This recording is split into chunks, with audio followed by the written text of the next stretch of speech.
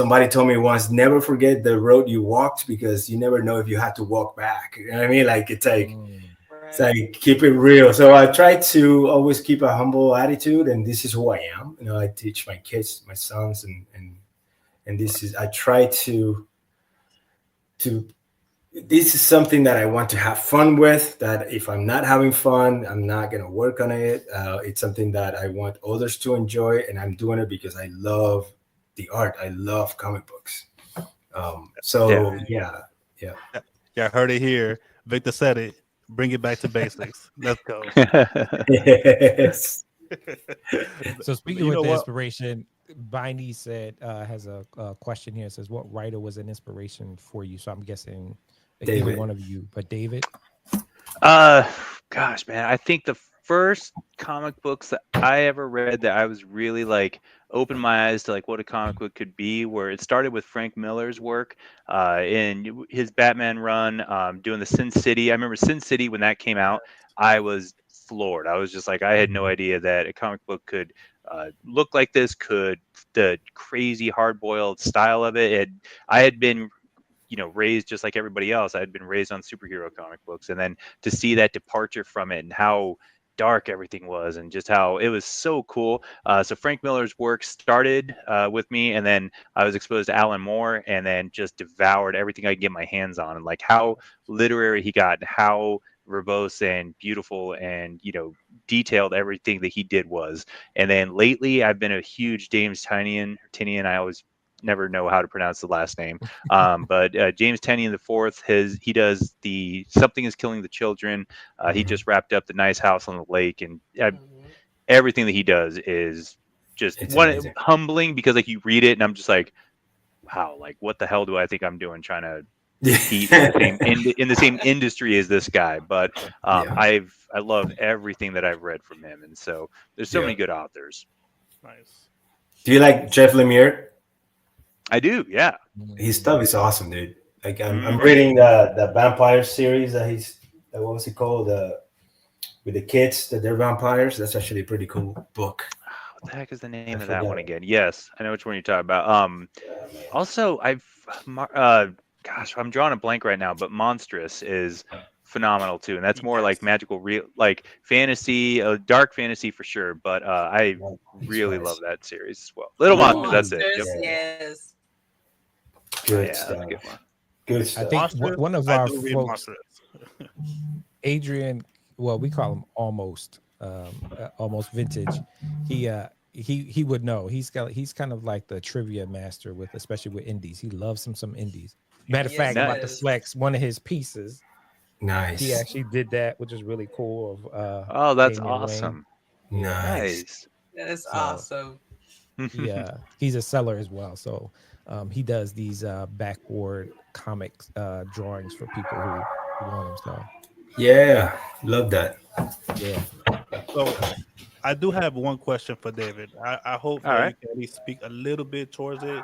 Going way back, I believe you worked for Sony back in the day. Back in the day, man, that was my first job in Los Angeles. Yeah.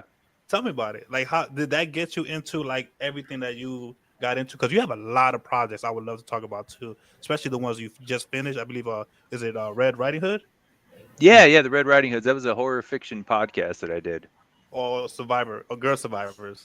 The last, Yeah, so it's all about a team of final girls. So they were each the lone survivor at the end of a horror movie, and it's basically like it starts with this girl. She just survived the end of a horror movie. The slasher was coming after her. She's about to die, and then all of a sudden, this team of girls shows up and guns them down. And she learns that they were all survivors of their own massacres. They all team up, and they're being led by an enigmatic figure named Mother, who is guiding them on this hunt for monsters. And they're uncovering this apocalyptic conspiracy, uniting all of these creatures that have been resurrected and coming after people. sounds David, nice. do you sleep well at night? I need to know. I mean, I have the cleanest conscience you would believe. I have man, I was always, dude, like, I mean, I was like 6-7 years old, and I was drawing things. I went to Catholic school, and like the nuns would be calling up my parents like, dude, your son needs an exorcism. Like, I don't know what the hell is going on. But I've always been fascinated with the macabre. I've been fascinated with horror, with the why things scare us, not just the fact that things scare us, but why do they scare us? And that's always been something that really appeals to me, is kind of deconstructing these monsters and figuring out, like, what do the monsters represent? Like, what's the bigger fear behind us and stuff? And I've always been like that, and it drove my parents nuts. And then finally, I think once I started getting more serious with my creative pursuits, it made sense to them a little bit more. But like, they never understood it. And now it's funny because my daughter is 12 and she is following those footsteps where, like, I see that in her, and I feel like I'm better equipped to handle it. I don't freak out as much because I understand it a little bit more. And so it's like trying to like shepherd her and guide her without letting her. It's because it's like, you don't want to tell her like, oh yeah, this is all awesome, you're 12 years old, you should totally watch all of these extreme horror movies. It's like, no, that's not the case, but I understand why you're intrigued by it. And so it's like responsibly guiding that. That's cool. Nice. I got off topic, man. What was the original question? It was Sony. Sony. Oh yeah. So I graduated from college, and an uncle, my dad's cousin, got me a job because he was in the union as a key grip, and so he got me a job as a production assistant. And I worked on a movie called National Security with Martin Lawrence and Steve Zahn, and it was really brutal work. Being a production assistant sucks, and really opened my eyes to, like, I always thought like creating movies was so awesome, and like, it was such a labor of love. And then to be exposed to what a thankless job it is to most people. And like, I'd be working with these guys and I was like, oh man, I read the script, this must be the scene where this, and they were like, yeah, I don't care, I'm just here to do it. I'm just here to put together a camera rig or do something like that. Like, I don't care about the art behind it. And it really like disillusioned me from the idea of working in that studio system, because it is so, there's no soul to it. It's like people aren't passionate about it really. I mean, creatives are, like, once you get into like the writers, the actors, the directors and stuff, they definitely are. But like, I was working on the set itself, and it was just felt like a factory job, like there was nothing to it. So I left Los Angeles, moved back to Phoenix, and started doing independent film, because I thought for some reason I thought that'd be easier. It was definitely not easier, but we did make some stuff.